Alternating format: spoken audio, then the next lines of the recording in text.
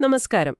ഇസ്രായേലും ഇറാനും തമ്മിലുള്ളൊരു സംഘർഷം അത് കുറച്ചുകൂടി മുറുകി വരുന്നൊരു സാഹചര്യമാണല്ലോ ഇപ്പോൾ. അതെ അതെ. അപ്പോ ഇതിനിടയിൽ ഇറാനിൽ നിന്ന് തന്നെ എന്താ പറയുക വളരെ അപ്രതീക്ഷിതമായ ചില പ്രതികരണങ്ങൾ വരുന്നുണ്ട്. ആ സ്വന്തം രാജ്യത്തിനു നേരെ മിസൈൽ ആക്രമണം നടക്കുമ്പോൾ ചില ഇറാനികൾ അത് ആഘോഷിക്കുന്നതായിട്ട് റിപ്പോർട്ടുകൾ. ഇത് കേൾക്കുമ്പോൾ ഒരു അമ്പരപ്പ് തോന്നാം അല്ലേ? ശരിക്കും സ്വന്തം രാജ്യത്തിനെതിരെയുള്ള ആക്രമണം എങ്ങനെ ആഘോഷിക്കാൻ പറ്റും? അതെ. അപ്പോൾ എന്തുകൊണ്ടാണ് ചില ഇറാനികൾ ഇങ്ങനെ പ്രതികരിക്കുന്നത്? അപ്പോൾ നമുക്കിതൊന്ന് വിശദമായി നോക്കാം. ഇറാനിലെ ഇപ്പോഴത്തെ ഒരു അവസ്ഥ, പിന്നെ ഈ ആഘോഷങ്ങൾക്ക് പിന്നിലെ കാരണങ്ങൾ, ഇതിന്റെയൊക്കെ പ്രത്യാഘാതങ്ങൾ എന്താവാം, ഇതൊക്കെ ഒന്ന് ചർച്ച ചെയ്യാം. ഓക്കെ. നമ്മൾ ഈ സോഷ്യൽ മീഡിയയിലൊക്കെ കണ്ടതാണ് ചില വീഡിയോകൾ. ഇസ്രായേൽ ആക്രമണം നടക്കുമ്പോൾ ഇറാനിലെ ചില ചെറുപ്പക്കാർ പാർട്ടികൾ നടത്തുന്നു. അത് കണ്ടിരുന്നു. ത്തിനും വേണ്ടി പ്രവർത്തിക്കുന്ന ഒന്നാണ്. ഓക്കെ. അതിന്റെ സിഇഒ ലാന സിൽക്ക് പറയുന്നത് ഈ ആക്രമണം നടന്ന ഉടനെ ഇറാനിൽ നിന്ന് വന്ന ആദ്യ പ്രതികരണങ്ങളിൽ ചിലത് ശരിക്കും ഒരുതരം ആഘോഷമായിരുന്നു എന്നാണ്. ആഘോഷം തന്നെയായിരുന്നു. അതെ. അവർ പറയുന്നത് ഈ ക്രൂരമായ ഭരണകൂടത്തിനെതിരെ ഒടുവിൽ എന്തെങ്കിലും ചെയ്തല്ലോ എന്നു പറഞ്ഞ് ഇസ്രായേൽ പ്രധാനമന്ത്രിക്ക് നന്ദി അറിയിച്ചുകൊണ്ട് മെസ്സേജുകൾ അയച്ചവർ പോലും ഉണ്ടെന്നാണ്. അപ്പൊ അത്രയ്ക്കുണ്ടല്ലേ അവിടുത്തെ ഒരു ഭരണകൂടത്തോടുള്ളൊരു എതിർപ്പ്? അതെ. ഇവിടെ ഏറ്റവും ശ്രദ്ധേയമായ കാര്യം അതാണ്. ഈ അസാധാരണമായ പ്രതികരണത്തിന് പിന്നിൽ ഇറാനിലെ ഭരണകൂടത്തോടുള്ള അതിശക്തമായ അമർഷമാണ്. അത് ഇന്നോ ഇന്നലെയോ തുടങ്ങിയതല്ല. അല്ല, പതിറ്റാണ്ടുകളായിട്ട് ഇറാനിയൻ സർക്കാർ ജനങ്ങളുടെ അടിസ്ഥാന അവകാശങ്ങൾ പോലും കൊടുക്കുന്നില്ല. പിന്നെ ഈ നിർബന്ധിത ശിരോവസ്ത്ര നിയമം, അതുപോലുള്ള കർശനമായ സാമൂഹിക നിയന്ത്രണങ്ങൾ, ശരിയാണ്, ഇതൊക്കെ അടിച്ചേൽപ്പിക്കുന്നു.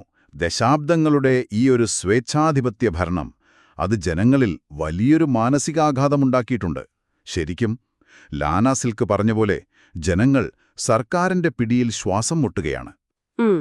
പലർക്കും സ്വാതന്ത്ര്യത്തിനു വേണ്ടി വലിയ വില കൊടുക്കേണ്ടി വന്നിട്ടുണ്ട്. അതെ, ആ ശ്വാസം മുട്ടൽ, അതിനോടൊപ്പം തന്നെ രാജ്യത്തെ സാമ്പത്തികാവസ്ഥയും വളരെ മോശമാണ്. വളരെ മോശം. ഭരണകൂടം തന്നെ ജനങ്ങളെ തമ്മിൽ അകറ്റുന്നു. ഒരു സാമൂഹികമായ അവിശ്വാസം അവിടെ നിലനിൽക്കുന്നുണ്ട്. ശരിയാണ്. അപ്പോൾ ഇവിടെയാണ് ഒരു ചിന്തിക്കേണ്ട കാര്യം വരുന്നത്. ഭരണമാറ്റം അത്ര തീവ്രമായി ചിലരെങ്കിലും ആഗ്രഹിക്കുന്നു. അതുകൊണ്ട് ഒരു യുദ്ധം വന്നാൽ ഒരുപക്ഷേ ഭക്ഷ്യക്ഷാമം വരും, ഇന്ധനക്ഷാമം വരും, ആൾക്കാർക്ക് നാടുവിടേണ്ടി വരും.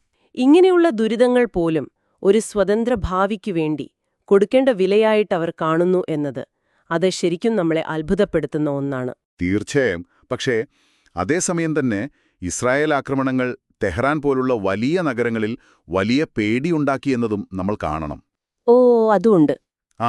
കൂടുതൽ ആക്രമണങ്ങൾ ഉണ്ടാകുമോ എന്ന് പേടിച്ച് ഒരുപാട് പേര് സുരക്ഷിത സ്ഥലത്തേക്ക് മാറാൻ ശ്രമിച്ചു. ഇതിന്റെയൊക്കെ ഒരു വലിയ ചിത്രം നോക്കിയാൽ ഇറാനിയൻ സർക്കാർ പറയുന്നുണ്ട് ശക്തമായ തിരിച്ചടി നൽകുമെന്ന്. പിന്നെ അമേരിക്ക ഇടപെട്ടാൽ കാര്യങ്ങൾ വഷളാകുമെന്നും അതൊരു വലിയ പ്രാദേശിക യുദ്ധത്തിലേക്ക് പോകുമെന്നും അവർ മുന്നറിയിപ്പ് നൽകുന്നുണ്ട്. അതെ. അപ്പൊ ഇത് വെറുമൊരു ഇസ്രായേൽ ഇറാൻ വിഷയം എന്നതിലുപരി ആ മേഖലയെ ആകെ ബാധിക്കുന്നൊരു സംഘർഷമായി മാറാനുള്ള സാധ്യതയുണ്ട്. അത് തള്ളിക്കളയാൻ പറ്റില്ല. പക്ഷേ ഈ പേടിക്കും പ്രതിസന്ധികൾക്കുമിടയിലും നല്ല മാറ്റങ്ങൾ വരുമെന്ന് പ്രതീക്ഷിക്കുന്ന ഇറാനികളുമുണ്ടെന്നത് നമ്മൾ കാണാതിരുന്നുകൂടാ. പ്രതീക്ഷ കൈവിടാത്തവർ. അതെ. ഉദാഹരണത്തിന് നമ്മൾ നേരത്തെ പറഞ്ഞ ട്രാൻസ്ഫോമറാൻ പോലുള്ള ക്രിസ്ത്യൻ സംഘടനകൾ, അവർ ഭാവിയിലൊരു ഭരണമാറ്റം വന്നാൽ ഒരു മതസ്വാതന്ത്ര്യം കിട്ടിയേക്കാം എന്ന പ്രതീക്ഷയിൽ അതിനുവേണ്ടി ഇപ്പോഴേ തയ്യാറെടുക്കുകയാണ്.